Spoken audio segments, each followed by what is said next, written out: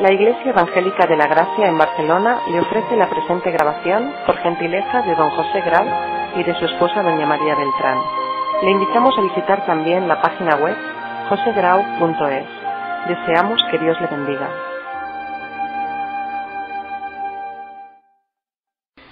La última moda en teología se llama teología de la liberación.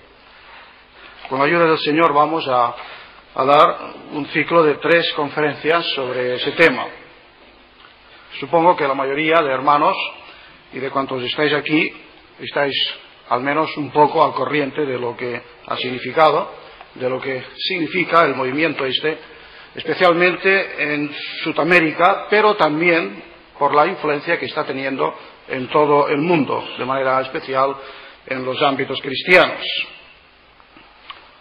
Hemos oído en los medios de comunicación, en televisión, en la radio, en la prensa, últimamente un documento aclarador de la Curia de Roma para fijar las posiciones, para aclarar, para puntualizar.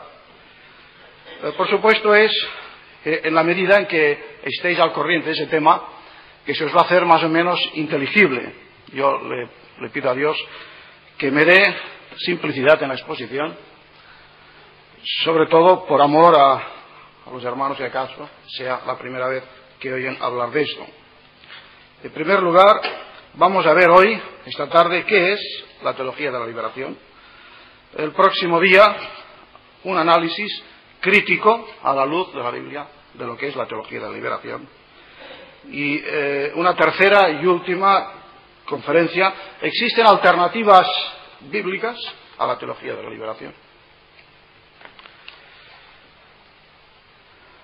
Como ya he dicho, la teología de la liberación comenzó en América Latina y se está extendiendo por todo el mundo. Ahora, definir qué es presenta un buen número de dificultades, porque en realidad no se trata de un sistema, de una escuela fija, coherente, lógica, estructurada y sistemática. Y por otro lado, está en constante evolución. De manera que uno siempre corre el peligro de hacer la caricatura, de ser superficial. Y por supuesto, cuando uno intenta dar el resumen, una idea global, siempre se corre el peligro. El peligro de simplificar. Soy consciente de ello y pido ya disculpas de antemano. Quizás sería más adecuado hablar de teologías de la liberación. Es muy significativo que el documento de Roma, por el cual se ha tratado de poner los puntos sobre las is, al menos desde el punto de vista de la Iglesia Católica Romana, habla ya de varias teologías de la liberación. Y es correcto, pero nosotros no podemos entretenernos ahora entrar en detalles de cada una de ellas, sino que tenemos que buscar aquello que constituye el denominador común, aquellos acentos idénticos que encontramos en todas las corrientes. Y creo que hay por lo menos 6 características que son comunes a cualquiera de las manifestaciones que toma esa corriente hoy día. En primer lugar, es una teología hoy, al menos hoy, predominantemente católica romana, a pesar de las aportaciones que algunos teólogos evangélicos también han hecho, de manera especial en los comienzos, a pesar incluso de un hombre como el alemán Moltmann, cuya aportación siempre es muy interesante porque viene a ser como un correctivo,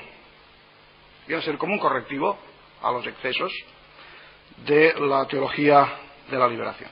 En segundo lugar, una característica muy esencial de esa corriente es que no es especulativa, sino que es práctica. Es decir, parte de la realidad social y a partir de ella intenta edificar todo un sistema, toda una doctrina, toda una teología, toda una escuela. Es decir, a partir de las realidades concretas, el entorno económico y social que rodea a estos hombres, que en el caso concreto y particular es en Hispanoamérica.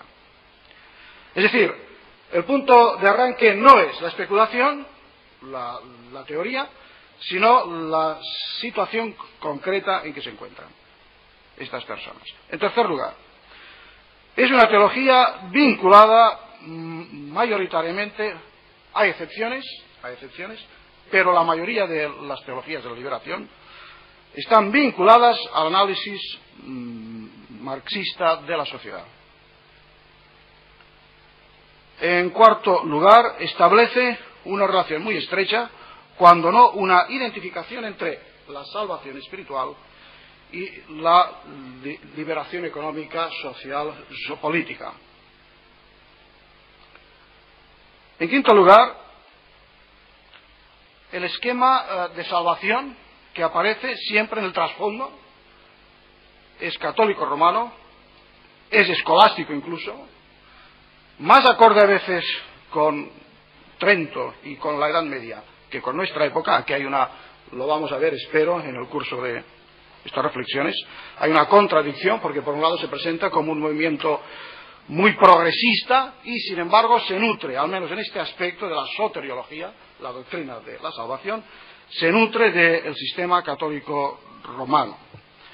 No tiene apenas influencias protestantes o reformadas, lo cual quiere decir que no tiene en este aspecto de la soteriología ningún aporte escriturístico, al menos tal como lo entendemos nosotros. En sexto lugar, se da en ella un cierto universalismo, es decir, que al final todos los hombres son salvos y que no hay tal cosa como perdidos y salvos. Es evidente que esto se da más en unos que en otros, y ya digo, uno siempre corre el peligro de simplificar, pero estoy hablando de las características que son comunes y que encontramos en casi todos los movimientos. Bien, también una aclaración. No cuestionamos la sinceridad de los teólogos de la liberación, ni de sus seguidores, en absoluto. Ni tampoco las causas, los motivos que les llevan a formular esta escuela de pensamiento y su praxis o todas las actitudes que se derivan de ella. No juzgamos la sinceridad de nadie. Simplemente creo que tenemos que analizar un pensamiento que invita además a una acción y ver si la palabra de Dios es conforme o disconforme.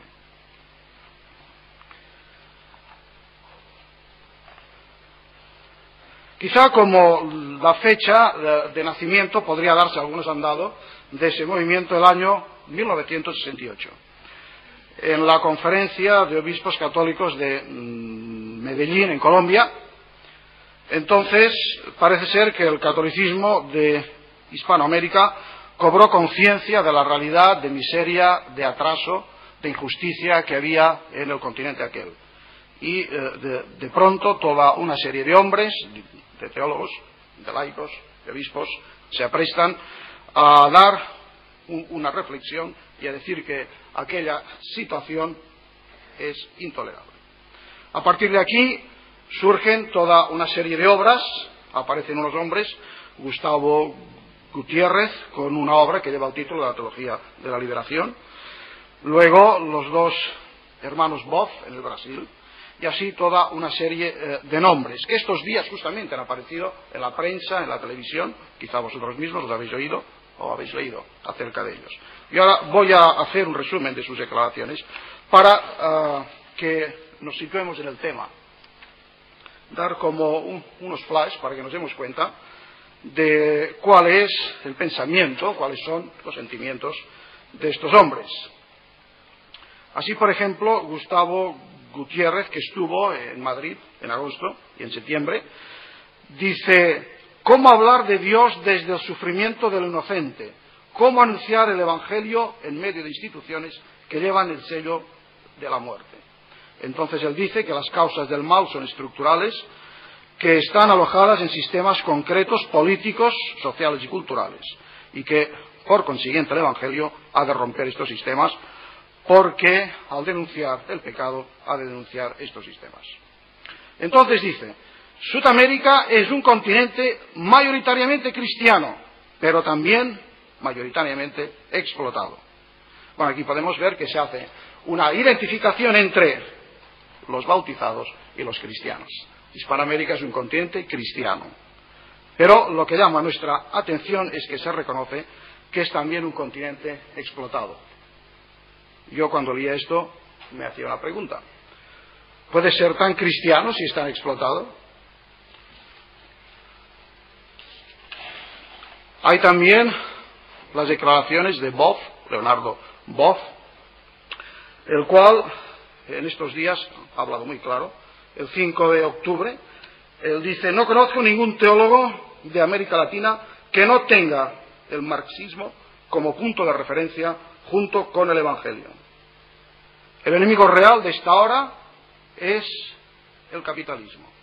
También condenamos, por supuesto, los totalitarismos de izquierda, pero no con el mismo radicalismo. Entonces él habla de Cuba y dice que sería ideal que la fe se infiltrara en el socialismo.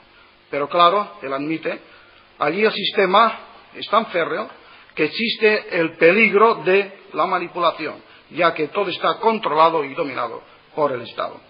Estoy en contra de la violencia, dice, pero sobre todo contra la violencia de los opresores. La Iglesia siempre ha justificado la revolución ante una opresión insoportable. Es decir, él trata de justificar la violencia. Luego hay otro que estuvo hace unos días, no sé si una semana, un par de semanas, aquí en Barcelona, John Sobrino, al cual el periódico New York Times ha considerado que juntamente con Boff es hoy día uno de los representantes más conspicuos del movimiento.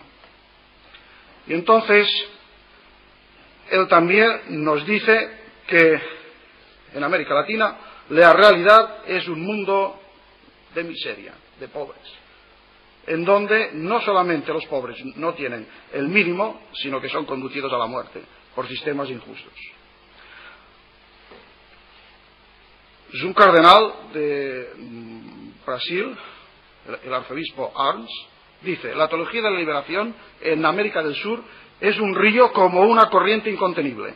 Es una corriente a la que no se le pueden colocar diques de contención si no se quiere generar una ideología de la revolución y la violencia mucho más radical. Entonces él continúa y dice: el rechazo absoluto de las reformas sociales aboca al pueblo a la rebelión armada. La intervención de la Iglesia ha abierto un resquicio de esperanza que ha dado la paciencia al pueblo oprimido. Sin la teología de la liberación en el Brasil, hoy día nos encontraríamos como en América Central, se refiere a Nicaragua y El Salvador. Entonces concluye el cardenal arzobispo de Sao Paulo, dice: la Iglesia en su Sudamérica repudia por un igual el socialismo dictatorial y el capitalismo craso, el capitalismo que explota a cientos de miles de personas hasta la muerte por inanición. La Iglesia, y entonces él dice por su cuenta, la Iglesia, tanto la católica como las protestantes, busca en América del Sur la alternativa tanto a un tipo de capitalismo como a la dictadura socialista y al marxismo.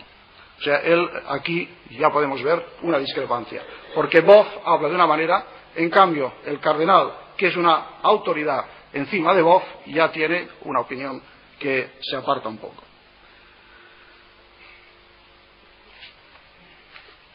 Bien, podría dar, todavía tengo más citas aquí.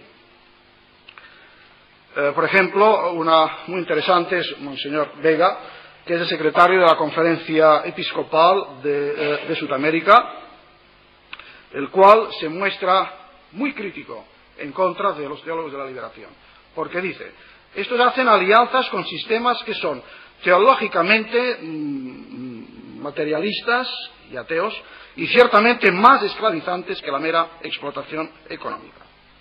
Entonces habla de los sacerdotes en Guatemala, en Nicaragua. En Nicaragua, no sé si sabéis, supongo que muchos sí lo sabréis, estáis informados, existen dos iglesias en el seno de la Iglesia Católica, una iglesia que todavía es fiel a Roma, pero existe otra que se llama la Iglesia del Pueblo.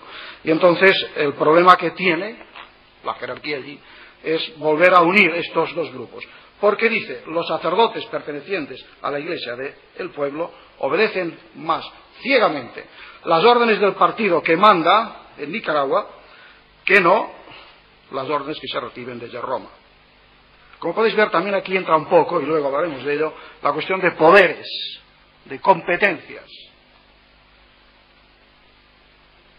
Bueno, y por último os doy la palabra del Papa, que al fin y al cabo es el jefe de esta iglesia, de donde ha surgido con fuerza el movimiento, el cual ha dicho muy recientemente, el 5 de octubre,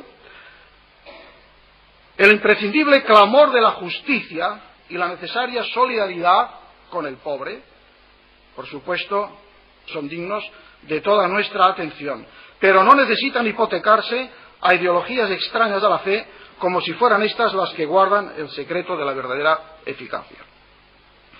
Bueno, podéis ver, por todo lo que os acabo de decir, cómo aquí vemos la política y la religión mezcladas. Podéis verlo, es evidente. Y podríamos hacer varios análisis de la teología de la liberación. Uno podría ser el enfoque político, que sería muy interesante. Yo solamente voy a tratarlo de manera muy rápida porque creo que ese tampoco es el lugar de tal enfoque. Aquí nos interesa más el aspecto teológico o religioso o espiritual. Pero, sin embargo, es imposible hablar de un fenómeno como la teología de la liberación sin hacer ninguna clase de referencia al factor político que está en medio de ella.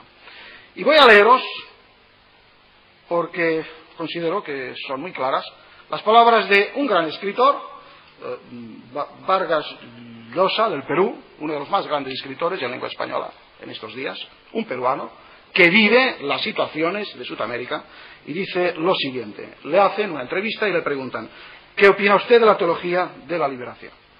Su respuesta va directamente a la mezcla de política y religión en estas cuestiones.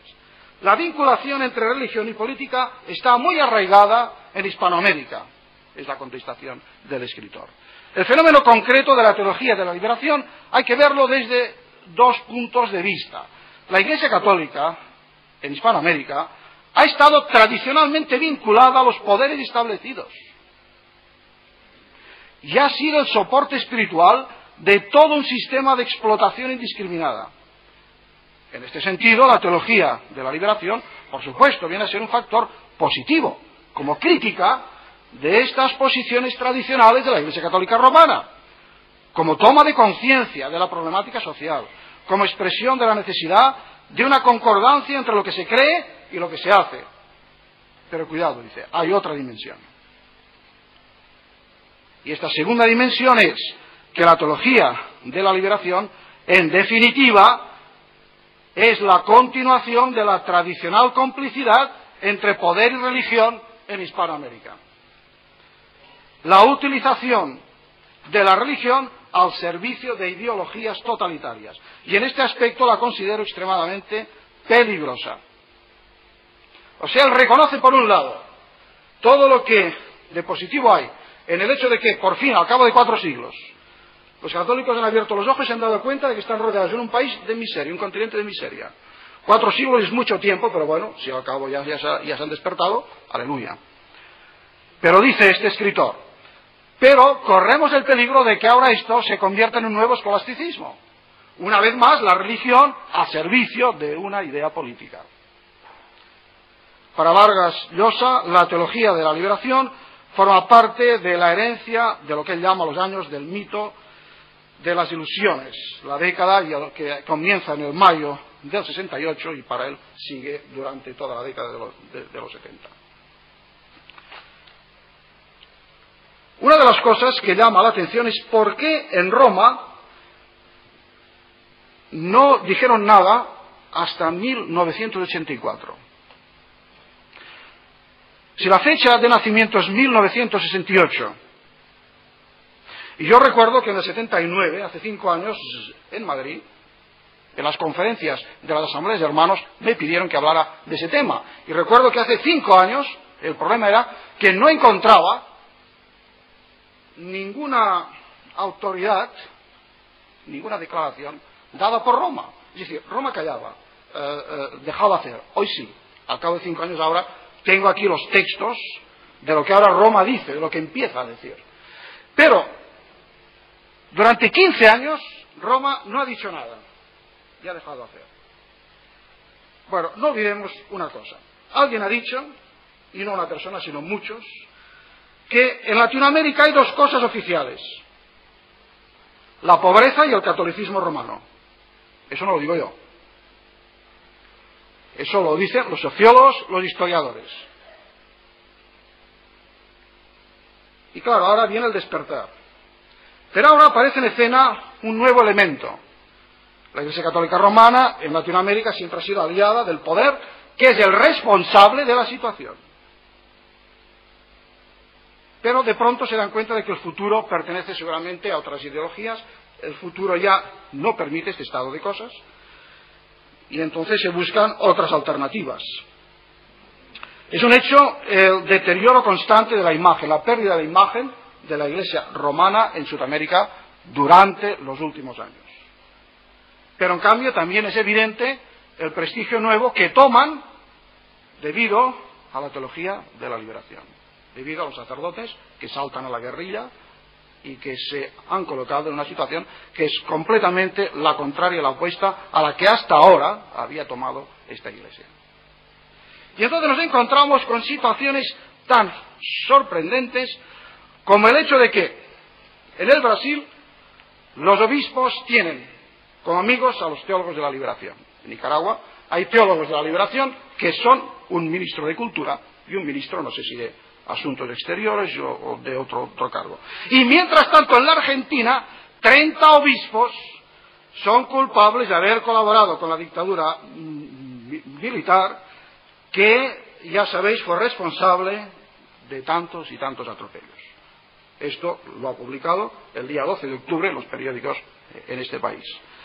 Que en el informe oficial que fue redactado en Ginebra por la organización de Pax Christi Internacional, juntamente con Amnistía Internacional, en la lista de responsables, de personas responsables de las desapariciones, de los interrogatorios e incluso de las torturas realizadas en la Argentina, hay más de 30 obispos. Pero esto no nos extraña, el panorama es confuso. Aquí mismo en Barcelona, hace 15 días, en La Vanguardia, había una entrevista a un jesuita que es el director de un centro que se dedica a formar empresarios católicos. Este hombre dice que tienen también un departamento en Estados Unidos, 500.000 estudiantes han pasado por las aulas de esta organización, y que los jesuitas forman a empresarios. Bueno, para decirlo en términos sencillos y corrientes, forman a capitalistas o a los que fomentan el capitalismo. Y mientras tanto, este señor, cuando el periodista le pregunta, ¿y qué opina usted de la teología de la liberación? Oh, es fantástico, a mí me gustaría mucho estar allí también. Yo francamente no lo entiendo. Quizás que soy una persona rara, el cerebro mío no da para más, pero yo no lo puedo entender. Que una misma persona prepare a empresarios y diga que también le gustaría estar preparando a los guerrilleros en Latinoamérica. Yo no lo entiendo. Pero la cosa es así. Ahora bien, lo que es evidente es que Roma dejó hablar, dejó hacer, dejó actuar y no dijo nada, porque tal como he dicho, la pérdida de imagen quedaba compensada con la nueva imagen que está dando la teología de la liberación. Recuerdo que hace 3 o 4 años estuvo aquí el secretario de la Alianza Evangélica Internacional, estuvo hablando con don José María Martínez y conmigo, y el hombre llevaba un entusiasmo por el catolicismo romano que nos extrañaba a nosotros. Y le decíamos, pero usted no sabe lo que es el catolicismo romano en su esencia. No le hablo de fulano o mengano, de un católico simpático, de un obispo que puede ser una persona excelente. Le hablo del sistema como sistema, lo que ha sido durante 20 siglos. Es una institución de poder. Pero él solo veía una cosa, veía la teología de la liberación y veía a sacerdotes sinceros, que sienten pues la situación de miseria en que se encuentra América Latina y con ingenuidad se lanzan a cualquier alternativa, sea la que sea. Entonces él veía esta nueva imagen. Pero claro, entonces resulta que un continente que pide alternativas, que quiere algo nuevo, porque está cansado de las injusticias, es el campo de dos colosos, marxismo y catolicismo. Y seguramente la Iglesia Católica pensó que podría utilizar el marxismo en su beneficio. Pero en Nicaragua, y esto es sintomático, cuando estuvo el Papa, al hombre no le gustó el recibimiento que se le hizo, ni menos el trato que se le dio. Porque él pensaba que utilizaría la revolución en Sudamérica en su beneficio, pero se dio cuenta que los revolucionarios están utilizando el catolicismo romano en su beneficio. Entonces aquí es el juego del ratón y el gato. Y Roma será cualquier cosa, pero lo que no será nunca es un ratón. Jamás. Y eso de que le hagan ser el ratón, eso no lo acepta en absoluto. Pero en Roma se dice, a lo mejor en Latinoamérica el futuro pertenece al socialismo. ¿Por qué no adoctrinar a los antiguos confesores de los terratenientes para que se conviertan así en los ideólogos del pueblo, los ideólogos del partido? Esto es lo que se había pensado. Al fin y al cabo, en siglos pasados, Roma bautizó a Aristóteles, un pagano, y lo incorporó a su sistema. ¿Por qué no puede hacer lo mismo con Marx e incorporar el marxismo? Las tragaderas de Roma, y eso lo digo como historiador, cualquiera que conozca la historia de la Iglesia Católica Romana tiene abundantes ejemplos de ello, son enormes, las tragaderas son enormes. Con tal que no se toque una cosa, la hegemonía, el poder, la autoridad absoluta del Vaticano. Bien, ese es el aspecto político, pero no voy a entrar más, quizá me he extendido incluso demasiado, porque creo que lo nuestro es otra cosa. Pero sin embargo sirve de telón de fondo, de marco, para que entendamos todo el sistema, la situación en que nos encontramos.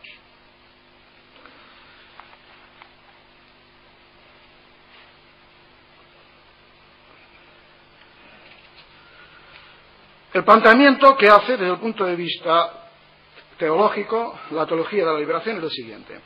Gustavo Gutiérrez dice: ¿qué significa ser cristiano en América del Sur, en un contexto de opresión? La teología de la liberación no ofrece tanto un nuevo tema para la meditación como un nuevo sistema de hacer teología y praxis. Y prosigue, es una teología que no se para en la reflexión sobre el mundo, sino que más bien trata de ser una parte del proceso a través del cual el mundo tiene que ser cambiado. Quienes sepan filosofía contemporánea reconocerán el eco de estas palabras.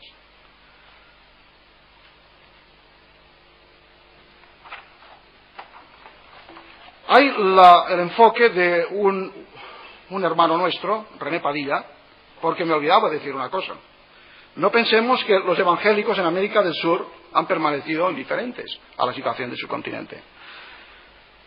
Cualquiera que haya seguido o que tenga incluso en su casa la colección de la revista Certeza puede ver en muchos de los números de los años 60 y 70 las reflexiones críticas muy agudas, muy buenas, la mayoría de ellas, tanto de los excesos del sistema que impera en América Latina como del marxismo, lo cual les ha valido a los evangélicos recibir golpes y las bofetadas de todos lados. Pero digo esto para que tengamos en cuenta que hay una teología evangélica en América Latina, que incluso yo situaría en la prehistoria de la teología de la liberación, es decir, mucho antes de que surgiera este auge de la teología de la liberación. Lo que pasa es que no ha recibido el eco, los medios de comunicación no la han aupado, y por otra parte, pues indudablemente en Hispanoamérica es minoritaria. Ahora, René Padilla, uno de los hombres representativos, quizá el mejor teólogo evangélico en América del Sur, dice: no tenemos otra alternativa más que tomarnos muy seriamente las realidades socioeconómicas que forman nuestro entorno concreto. Y si algo tenemos que aprender de la teología de la liberación, es esto: que la teología no cumple su cometido a menos que influya y afecte a la vida del pueblo y a la marcha del mundo. No fue este el impacto del cristianismo primitivo, de la reforma del siglo XVI, de los grandes avivamientos. No somos llamados a ser la sal de la tierra y la luz del mundo. Sobre esto creo que no debiera haber dudas. Ahora, el problema estriba en cómo llevar a cabo, de qué manera ser sal y luz, cómo se coadyuva a la libertad, a la liberación. ¿Qué enseña la historia? ¿Cómo hemos de dar una colaboración? ¿Qué clase de colaboración? ¿Cuál es nuestra aportación específica? Bueno, algo de esto seguramente diremos en la tercera conferencia, cuando hablemos de la alternativa bíblica. Ahora voy a hacer, de manera muy rápida, el tiempo está pasando, algo que de hecho es ya como una introducción al tema, para el próximo día, el análisis crítico, el análisis tanto sociológico como bíblico. En primer lugar, orígenes y motivaciones, causas de la teología de la liberación. Leonardo Boff escribe: el contexto en que ha brotado el tema de Cristo el Libertador es el hecho brutal y clamoroso de la inhumanidad en la distribución de los bienes necesarios para la dignidad de la persona, que sufre la gran mayoría del pueblo hispanoamericano.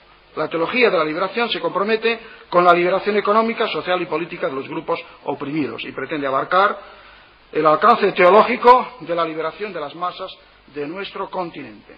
En otras palabras, el contexto de opresión potencia la idea de liberación y lleva a la teología latinoamericana a magnificar a Jesús como el libertador, el liberador, político, económico y social. Esa teología supone y depende de una práctica social que busca romper el contexto de esclavitud de estos países. Bueno, aquí tenemos los motivos, los orígenes. Con mucho de ello, por supuesto, podemos estar de acuerdo. Yo pienso que no debe haber ni un solo cristiano, independientemente de cuáles sean sus ideas, en política, en economía, que sea insensible ante las situaciones de miseria, de dolor, de injusticia. Todo cristiano, creo que hemos vivido el sentimiento de la rebeldía, el sentimiento de sentirnos heridos por las injusticias, por las situaciones de miseria que se pueden hacer en otros. Ahora bien, cuando nosotros leemos o escuchamos o preguntamos a los teólogos de la liberación, vemos una mezcla de grandes verdades con grandes errores, al menos desde el punto de vista de una teología bíblica. Grandes verdades con grandes errores. Buenas intenciones, muy buenas intenciones, y seguramente montones de buena fe, pero también de peligrosa utopía. A veces, no siempre, pero a veces, el diagnóstico que se hace de las situaciones es muy real, es muy interesante. Pero luego uno comprueba una gran ingenuidad en los remedios que se ofrecen.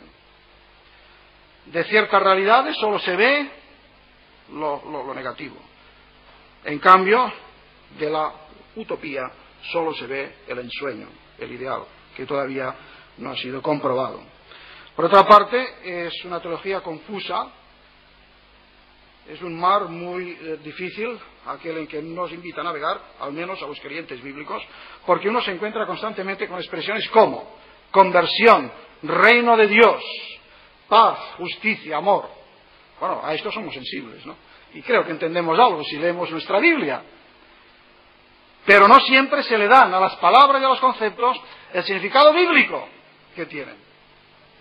Y este es el punto en el cual hay que ir con más cuidado. Tenemos por otra parte que se utiliza la Biblia, pero también la teología escolástica, que a mi juicio es antibíblica 100%. Tenemos por un lado que se presenta un cierto progresismo teológico y por otro lado se bendice la religiosidad popular, que en lenguaje simple son las supersticiones del pueblo. Y en Sudamérica está lleno de supersticiones. Seguramente muchos de vosotros os acordáis que en la década de los 70, entre el 65 y el 75, en la Iglesia Católica Romana hubo un movimiento muy hermoso, el movimiento progresista, que estaba muy en contra de todas estas actitudes de lo que se llama la religiosidad popular, porque se decía que había entrado demasiada superstición. Eso ha cambiado totalmente. Roma no quiere que se revisen nada más, porque ahora los teólogos de la liberación nos dicen que en esa religiosidad popular, y no entro en los detalles, todos ya sabemos lo que es, además se ve muy a menudo también en televisión, la religiosidad popular en el Brasil, en México, en todos estos países. Esta religiosidad popular, dice, está cargada de elementos que se consideran ahora que son positivos.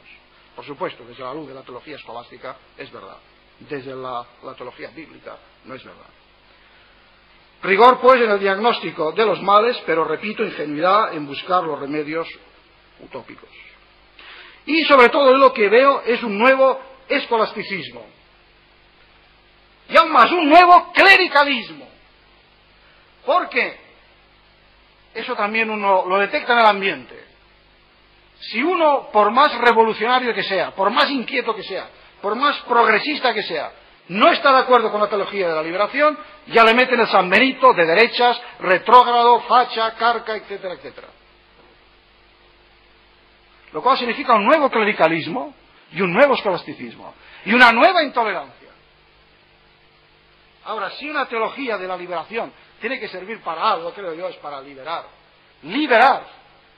Y liberar, entre otras cosas, la tolerancia, el diálogo, la comprensión, y no encerrarse en posiciones dogmáticas.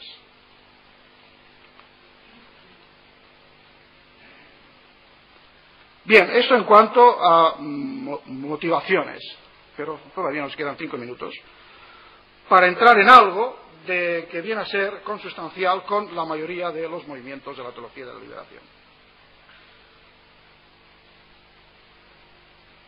Algunas de las características. Confusión de pueblo de Dios con la humanidad. Para una persona que ha conocido el Evangelio en las páginas de la Biblia y que es un cristiano bíblico, hay una diferencia entre la humanidad y el pueblo de Dios. No que el pueblo de Dios no sea humano, pero en el sentido de que el pueblo de Dios es esta porción de la humanidad redimida por Cristo y que el Señor la ha llamado con la vocación de servirle y de anticipar con su conducta, con su actividad, con su proclamación, el reino que viene. Pues en la teología de la liberación no hay dos historias, la humanidad y el pueblo de Dios. Hay una sola historia. Os voy a leer un texto de un teólogo de la liberación. No hay dos historias, no hay dos pueblos, hay un solo pueblo, una sola historia. El lugar de la esperanza del reino es la toma de posición actual en la sociedad y en la historia en favor de un mundo más justo, más pacífico y más humano. Realidades concretas que piden una transformación de la sociedad. Por tanto, serán el fruto de una lucha, de una conquista. Es decir, todo lo que hace el mundo, cualquier persona, por blasfemo, por irreverente, por incrédulo que sea, pero si es algo que se considera que es una ayuda, una aportación a lo que se entiende como la sociedad que es futura, entonces se considera que es correcto, que esta persona está en buen camino. Es también el universalismo de que hablábamos. Bueno, en el año 79, en un congreso que hubo aquí en Barcelona, una personalidad muy afín a la teología de la liberación dijo lo siguiente: los hombres no se dividen en ateos y creyentes. Los hombres se dividen entre los que creen en el hombre y los que no creen en el hombre. Dios ha dejado de ser el termómetro, el punto de mira. Ahora es el hombre. Los que creen en el hombre y los que no creen en el hombre. Como si fuera posible ayudar al hombre sin Dios. Como si fuera posible defender los derechos del hombre sin defender los derechos de Dios. Entonces la Iglesia, el pueblo de Dios, queda reducida a la porción reflexiva de la humanidad. Yo supongo que es por ahí también por donde los recelos de Roma han empezado a despuntar, porque esta Iglesia del pueblo, que ha empezado a forjarse en Nicaragua y en Guatemala, que es independiente, que no escucha mucho la voz de sus maestros, en parte tiene este concepto, de que la Iglesia solo, aquella parte de la humanidad que sabe que hay Dios y que Dios quiere bendecirles. Pero en el fondo todos somos destinados y llamados a una salvación idéntica, tanto si creemos como si no. Esta disolución de la Iglesia en el mundo en la Iglesia. Hay un segundo aspecto, es la desvalorización del pecado personal. Las estructuras sociales y económicas, nos dice otro teólogo de la liberación, son la causa de todos los males. Por tanto, el problema del pecado no es un problema personal, es un problema estructural y colectivo. Basta con destruir las estructuras y tenemos la salvación al alcance de la mano. Ahora, esto es ingenuidad y es utopía. En tercer lugar, una cristología deficiente. En particular, a este teólogo, John Sobrino, si se le hacen reproches, es en este sentido. Porque él presenta una imagen de Cristo que no sabes si Cristo es más tu ejemplo que tu Salvador. ¿Es Cristo un ejemplo o es Cristo realmente el Salvador? La cristología de la teología de la liberación, al menos en algunos de estos teólogos, es sumamente deficiente desde el punto de vista bíblico. Jesús es en todo caso el aliciente, el que nos anima, el que nos da impulso, pero nada más. Uno no nota que sea el Salvador, que con su espíritu penetra los corazones. Quizá estoy ahora también siendo injusto, porque seguramente habrá teólogos de la liberación que serán más correctos y estarán más cerca del Jesús bíblico. Estoy de acuerdo. Pero en Sobrino al menos, y en Gutiérrez, uno lee a veces páginas y páginas y páginas en que te está hablando de Cristo y no aparece nunca el Cristo Salvador. Es siempre el Cristo ejemplo. Hay más. Gustavo Gutiérrez llega a decir lo siguiente: a Cristo se le encuentra en cada hombre y encontramos a Cristo cuando encontramos al prójimo y le hallamos en nuestra relación con todos los hombres. Le hallamos sobre todo en nuestro compromiso e identificación con el proceso histórico de la humanidad y más que nada en los pobres. Una cuarta característica: las señales de los tiempos y no el Evangelio constituyen la norma para la teología de la liberación. Es la historia, es la realidad social la que prima, la que tiene la máxima autoridad. Cuidado, es cierto que nosotros tenemos que hacer una reflexión como cristianos que esté bien firme en la realidad. Esto es algo sobre lo que tenemos que hacer énfasis, por supuesto que sí. Pero otra cosa es convertir lo que se llama los signos de los tiempos en la norma, en la base de la doctrina. Es lo que sobre otra cuestión se ha dicho en muchas ocasiones. La palabra de Dios tiene que juzgar nuestra experiencia, no nuestra experiencia la palabra de Dios. Entonces la palabra de Dios es la que tiene que juzgar y dar solución a las realidades tristes de este mundo. Pero no la realidad es ser la norma que obligue a la palabra a adaptarse a ellas. Bueno, y aparte de eso también se ha acusado a algunos, al menos algunos, no a todos, pero a algunos de los teólogos de la liberación, de ciertos flirteos con Bullmann, con el racionalismo teológico más exagerado.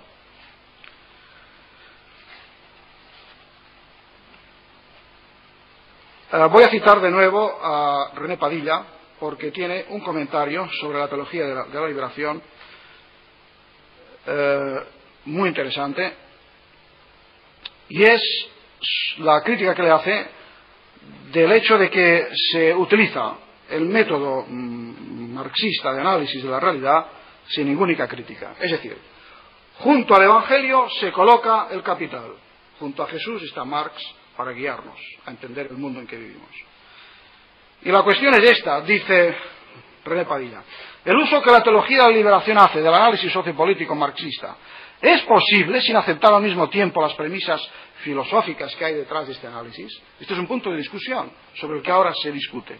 Si es posible aceptar del marxismo algunas cosas sin captar, sin tomar, sin aceptar toda su visión del mundo, del hombre, de la historia, de la sociedad. Y entonces, dice René Padilla, no creo que tengamos que criticar a la teología de la liberación simplemente porque opta en favor de una ideología de izquierdas. Cuidado, porque hay muchos teólogos que escriben desde perspectivas ideológicas de derecha sin darse cuenta de ello. Adoptan una actitud que se puede llamar como capitalista, que impregna su forma de pensar y nadie se percata de ello. No, el problema con la teología de la liberación es que haya adoptado el punto de vista marxista sin haber realizado ninguna crítica previa de sus presupuestos. Y esto afecta mucho a la manera como luego los teólogos se acercan a la Biblia, porque se acercan a la Biblia con unas anteojeras de un cierto color y no de ningún otro. Y si uno empieza con un sistema ya hecho, ya no habrá manera de que la Escritura pueda ejercer su función de clarificar las cosas. Así el método marxista de análisis es aceptado sin crítica, ciegamente. El mundo no se divide entre los pecadores que han de aceptar a Cristo y aquellos que lo hemos aceptado. El mundo se divide ciegamente entre los pecadores capitalistas y los pobres revolucionarios que luchan por su salvación. No se trata tampoco de convertir al opresor, sino aplastar al opresor. ¿Fue este el método de Cristo? Bueno, el próximo día entraremos más en toda esta cuestión, pero digamos ya ahora, pensemos solamente en un detalle. En el tiempo de Cristo había muchas corrientes también en lo político, en lo social, en lo económico. Fariseos, los saduceos, y había los celotes. Los celotes eran la ETA, como hemos ya dicho en otras ocasiones. Eran la ETA de los tiempos de Cristo. Eran los revolucionarios, los que tenían prisa, querían hacer las cosas rápidamente y violentamente. Pero Jesús no se unió a los celotes. Y Jesús tenía un apóstol convertido de este grupo que venía de los celotes. Cuando la Escritura se lee bajo el prisma controlador de cualquier perspectiva, sea la que sea, cualquier ideología, siempre los conceptos bíblicos son reinterpretados. Así, por ejemplo, el pecado queda reducido única y exclusivamente al pecado estructural, institucional. Y el personal se olvida, el personal no cuenta.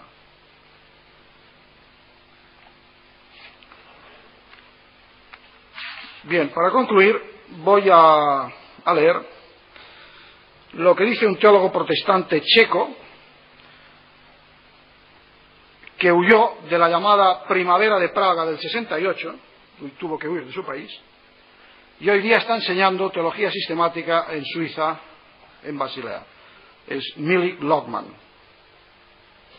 Y este hombre pone el dedo en un punto muy importante. Y está escribiendo a los teólogos de la teología de la liberación. No hay que olvidar un principio, que todo enganche indistanciado del mensaje evangélico a una ideología pone en peligro su identidad y su integridad. La ideología de la lucha de clases, que es el fundamento del análisis de la realidad social para la teología de la liberación, que identifica el problema de clase con las relaciones de la propiedad, infravalora otras formas de dominio y de privilegios que amenazan también a una sociedad socialista.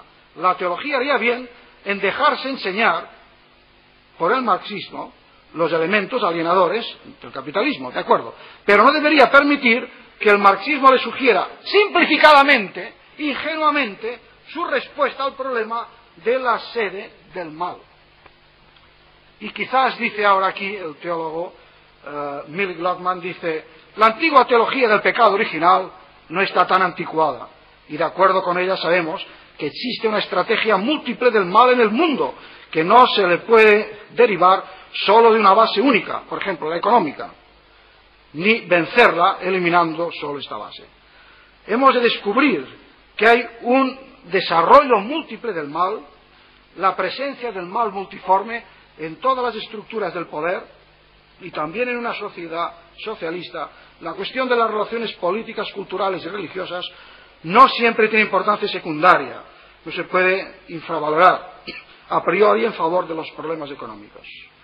La teoría y la praxis marxista de que tanto se glorían los teólogos de la liberación ha fallado en este punto importante, porque incluso un político como Willy Brandt nos advertía: la experiencia ha mostrado que la libertad del individuo no es función exclusivamente del problema de propiedad, ni de una estructura económica, porque va también vinculado al autoritarismo político. Y el teólogo checo concluye: nosotros en Checoslovaquia sabemos mucho de esto. De ahí que la hermenéutica de la teología de la liberación es superficial en el manejo de los textos bíblicos e ingenua en el análisis social. Pero, sin embargo, hemos de reconocer que lleva una gran carga de humanismo, de humanidad, en la mayoría de los seguidores, en la mayoría de hombres que al fin y al cabo han sido formados en unas estructuras mentales y teológicas dadas. Y nosotros les decimos, lógicamente, que es triste y absurdo pedir prestadas herramientas a otras ideologías para hacer el análisis de la realidad social, cuando nosotros tenemos en la Biblia y en otros elementos sociales y económicos las herramientas adecuadas. Tenemos sobre todo los profetas de Israel y muchos textos del Nuevo Testamento. Claro que otra cosa es si los cristianos evangélicos hemos utilizado siempre estas herramientas. Esto es otra historia. De ello hablaremos más en la tercera de las conferencias. Y para acabar, y esta vez sí que acabo, os lo aseguro, de verdad, digamos que el cristianismo supera todas las ideologías y todas las utopías. Y no puede comprometerse con ninguna de ellas, aunque pueda reconocer los valores que pueda haber en alguna de ellas. Las ideologías siempre tienen pretensiones de absoluto, y de ahí que el cristianismo no puede aceptar su esencia, porque el cristianismo también es por naturaleza absoluto. El mayor peligro de ciertos cristianos es el de caer insensiblemente en las redes de ideologías que le suplantarán progresivamente su universo de fe. Al fin y al cabo, la doctrina marxista es mesiánica. Nicolás Berdyaev, el gran filósofo ruso, lo vio así. El comunismo es una religión, y no es un azar que el marxismo trate de suplantar la esperanza cristiana, en la que ve una competencia directa. Por eso el cristiano siempre ha de sentirse intranquilo, tanto ante la injusticia como ante las falsas ofertas de solucionar la injusticia. Por otra parte, un análisis marxista de la sociedad que puede tener su validez en cuanto a descripción de la sociedad del siglo XIX nos plantea la pregunta de si también tiene su validez para el análisis de la sociedad actual. ¿No era el mismo Marx quien decía que no quería dar recetas de cocina para las ollas del porvenir? En cambio, la Biblia sí que tiene recetas para todas las épocas, porque es la palabra de siempre, para el hombre de hoy, de mañana y de pasado mañana.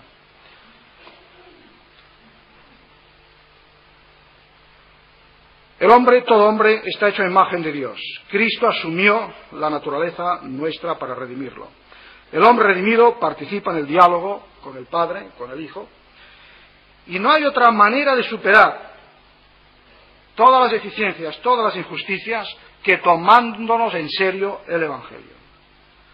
Tomándonos conciencia de que Dios nos amó y se entregó, y que Él tiene en vistas un reino de perfección, de justicia, y por consiguiente nosotros debemos ser los adelantados de este reino y de esta justicia.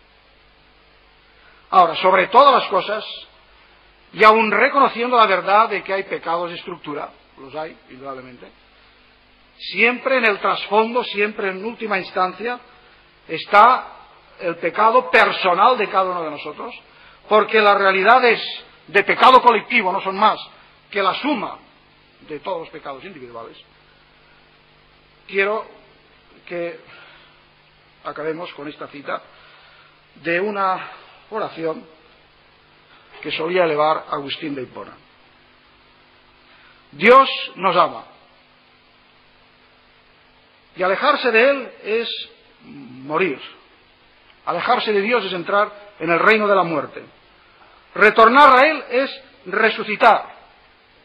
Y habitar en Él es vivir, a nivel personal y comunitario. Si algunos hermanos tienen dudas o quieren hacer alguna pregunta, pueden ponerla por escrito y luego me la dan, tanto hoy como el próximo día, y voy a tratar de responder en la medida de lo que pueda en los próximos días.